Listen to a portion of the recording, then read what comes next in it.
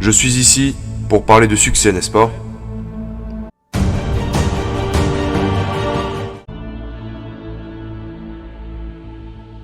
La première règle du succès est d'avoir une vision.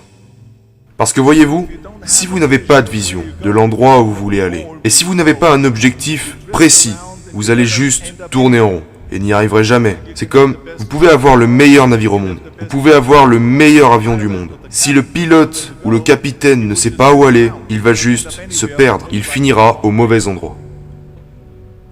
Donc, j'ai été très chanceux d'avoir trouvé ma vision. Je veux dire que, vous savez que je suis né en 1947 en Autriche, après la Seconde Guerre mondiale. Et je savais que je ne voulais pas rester en Autriche toute ma vie. J'étais impatient d'en sortir. Je ne pouvais pas me voir, moi aussi, devenir un agriculteur ou un travailleur en usine, ou quelque chose comme ça. Même si, bien que mes parents voulaient que je reste, et que mon père, qui menait une vie normale, voulait que je devienne un officier de police, comme il l'était. Ma mère voulait que je reste au pays pour épouser une fille au nom de Heidi, avec l'espoir d'avoir plein d'enfants, comme la famille Von Trapp dans The Sound of Music, vous savez. Mais c'était leur vision, pas la mienne. Ma vision était totalement différente. Je sentais que j'étais né pour quelque chose de spécial, pour quelque chose d'unique, pour quelque chose de grand. C'était un sentiment génial. Je sentais que je savais où je voulais aller. Imaginez, la majorité des gens ne savent pas où ils vont. Alors que lorsque vous avez un objectif, tout devient plus facile. Car rappelez-vous qu'en Amérique, par exemple, lorsque vous étudiez, vous verrez le pourcentage de personnes qui aiment leur travail. 74% des gens détestent leur travail en Amérique. Et ce n'est pas très différent quand on sera en Europe. La majorité des gens n'aiment pas ce qu'ils font. Parce qu'ils n'ont jamais eu de but qu'ils auraient pu suivre. Ils vagabondent juste sans but. Et s'il y a une place libre afin qu'ils obtiennent leur travail, ils sautent dessus. Parce que le monde est de la sorte. Mais quand vous grandissez, c'est une joie. Le travail, ce n'est pas amusant. Donc, quand on se dit que seulement un quart des gens aiment vraiment ce qu'ils font dans leur vie, c'est effrayant. Quand vous y pensez, je me suis senti tellement béni de savoir ce que je voulais faire. Ça serait comme un étudiant en médecine qui choisit ses études parce qu'il sait qu'il veut devenir médecin, qu'il sait où il veut aller. Ma vision était si claire pour moi que les gens venaient toujours me demander lorsqu'ils me voyaient dans la salle pendant de durs entraînements, ils me demandaient toujours « Comment est-ce possible que vous travaillez si dur 5 heures par jour, 6 heures par jour, en ayant toujours un sourire au visage ?» Les autres bodybuilders travaillent aussi dur que vous, mais eux, ils ont l'air malheureux. Comment c'est possible? Je leur répondais que, pour moi, l'idée de devenir Mister Olympia était si grande que je savais que chaque répétition que je faisais me rapprochait de la réalisation de cet objectif. Cette vision se transformait un peu plus en réalité à chaque série que je faisais, à chaque répétition, chaque poids que je soulevais, me faisait faire un pas de plus vers la réalisation de cet objectif en réalité. Donc je ne pouvais pas attendre de faire un squat de plus à 220 kg, je ne pouvais pas attendre une autre série au développé couché, je ne pouvais pas attendre de faire 2000 abdos supplémentaires, je ne pouvais pas attendre le prochain exercice, la prochaine demi-heure de posing et tout le genre de choses que vous devez faire pour devenir un champion. À l'âge de 20 ans, je suis allé à Londres et j'ai gagné le concours de Mister Universe en tant que plus jeune Mister Universe de tous les temps. Et si c'est arrivé, c'est parce que j'avais un objectif. Alors laissez-moi vous dire quelque chose. En visualisant votre objectif, les choses deviennent amusantes. Vous devez avoir un but. Peu importe ce que vous faites dans la vie, vous devez avoir un but. C'est la règle numéro 1. Avoir une vision. La règle numéro 2. Et de ne pas écouter les haineux. N'écoutez pas les défaitistes.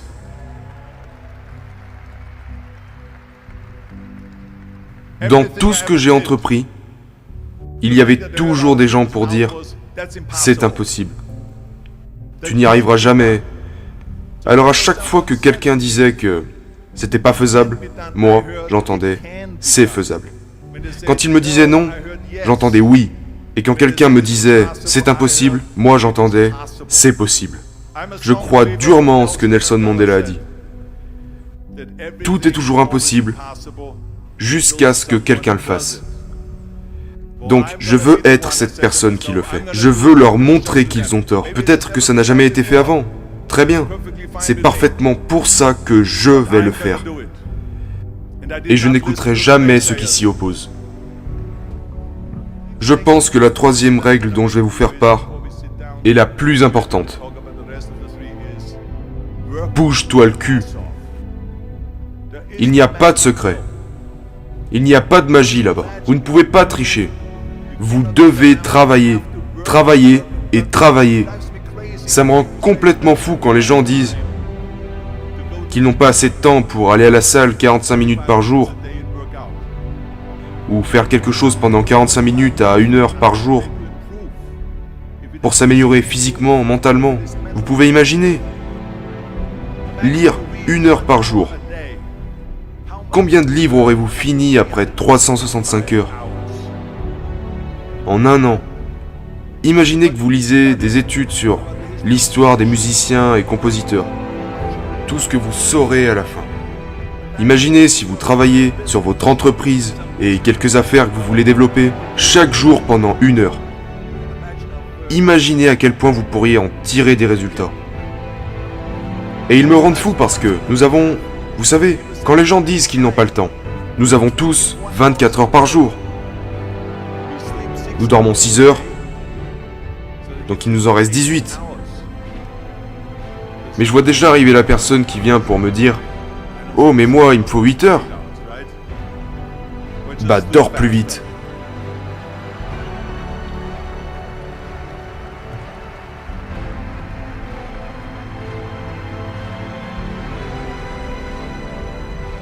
Donc, nous avons 18 heures par jour. La personne moyenne travaille environ 8 à 10 heures.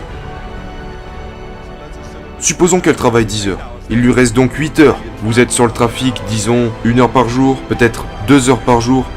Après ça, vous avez encore 6 heures de temps libre. Que faites-vous avec ces 6 heures? Qu'est-ce que vous en faites?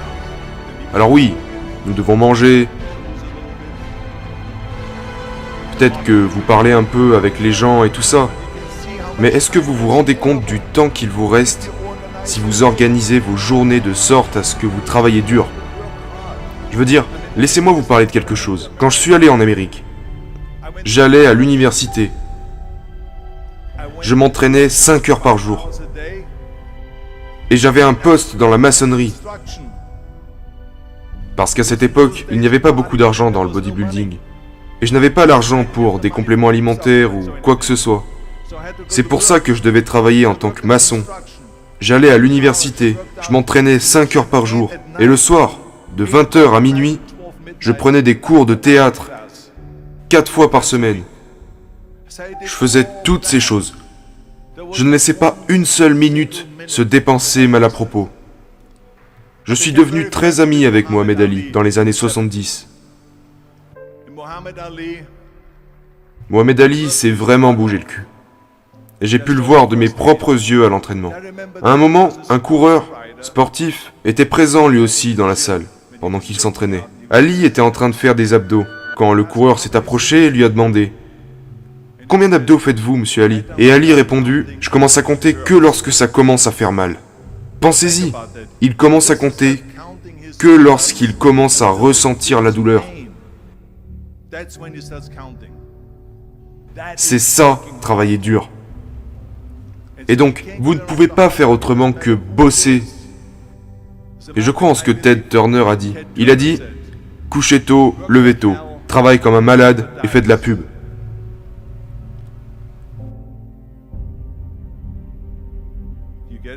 Vous gagnerez en travaillant comme un malade. Travaillez comme des malades. Donc, bougez-vous le cul et laissez le monde s'en apercevoir par lui-même.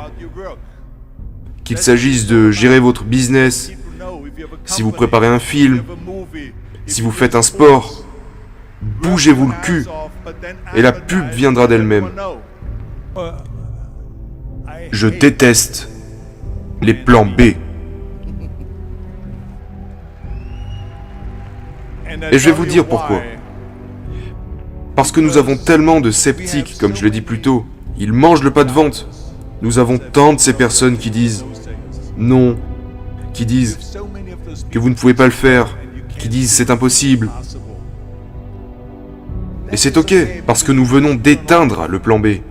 Comme je l'ai dit tout à l'heure, quand on me disait non, j'entendais oui. Quand on me disait tu ne peux pas y arriver, j'entendais tu peux y arriver. Parce que je devais rendre ça possible. Vous voulez faire quelque chose? Faites-le parmi toutes les personnes négatives autour de vous. Mais quand vous commencez à douter de vous-même, ça devient très dangereux. Parce que maintenant, ce que vous dites essentiellement, c'est que si mon plan ne fonctionne pas, j'ai toujours un plan de secours, un plan B. Cela veut dire que vous commencez déjà à penser au plan B. Et chaque pensée que vous accordez au plan B vous enlèvera maintenant cette pensée et cette énergie que vous accordez au premier plan.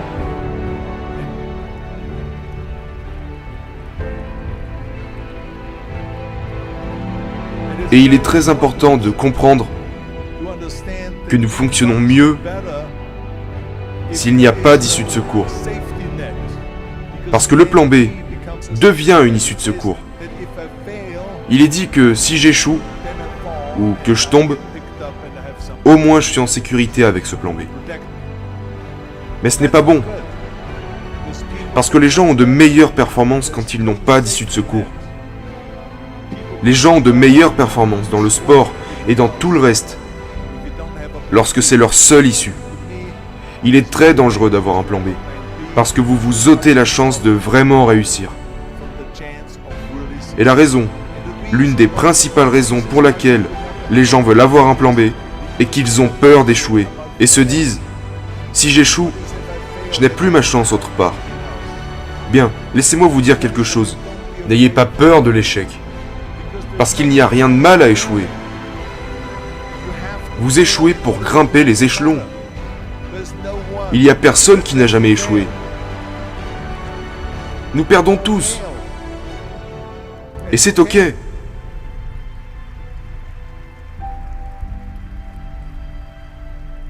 Ce qui ne va pas, c'est que lorsque vous échouez, vous restez dans votre échec. Celui qui reste coincé dans son échec est un perdant. Et un gagnant va échouer puis se relever, échouer puis se relever, échouer et toujours se relever. Ça, c'est un gagnant. C'est ça un gagnant. Et nous perdons tous. Nous avons tous déjà perdu. Nous sommes d'accord. Et c'est pour cette raison que je vous dis de ne pas vous inquiéter lors d'un échec. Parce que lorsque vous avez peur de perdre, vous vous bloquez. Vous êtes figé. Vous devez être confiant afin de pouvoir performer dans n'importe quoi. Si c'est dans la boxe, ou dans votre travail, ou avec vos pensées, vous n'y arriverez qu'en étant détendu. Alors détendez-vous. Il est normal d'échouer. Mais nous allons tout faire et donner tout ce que nous avons, et c'est de ça que je parle. N'ayez pas peur d'échouer. L'une de mes 6 règles du succès est que vous ne pouvez pas vous sentir complet en tant que personne que si vous réfléchissez à ce que vous pouvez faire pour votre collègue à côté de vous qui a peut-être besoin d'aide. Je me sentais comme si tout le monde avait une motivation différente. Et c'est pour ça que je suis allé en Amérique. Et j'ai vu comment l'Amérique était. L'Amérique était le pays le plus généreux au monde. Je veux dire qu'ils m'ont accueilli les bras ouverts. Ils m'ont aidé. Ils m'ont invité pour le dîner de Thanksgiving. Ils m'ont fait rencontrer des bodybuilders, accueillis dans des salles pour m'entraîner, m'ont apporté des assiettes à mon appartement, parce que je n'avais pas beaucoup d'argent. Je n'avais pas de lit, pas d'oreiller, ni de couverture. Je n'avais pas de télévision, je n'avais pas de radio, je n'avais rien. Ils m'ont apporté tout ça à mon appartement. Ils m'ont aidé. Et cette générosité en Amérique se ressentait en moi, en tant qu'immigrant. Ils m'ont tellement aidé que je devais leur rassurer que je leur donnerais quelque chose en retour.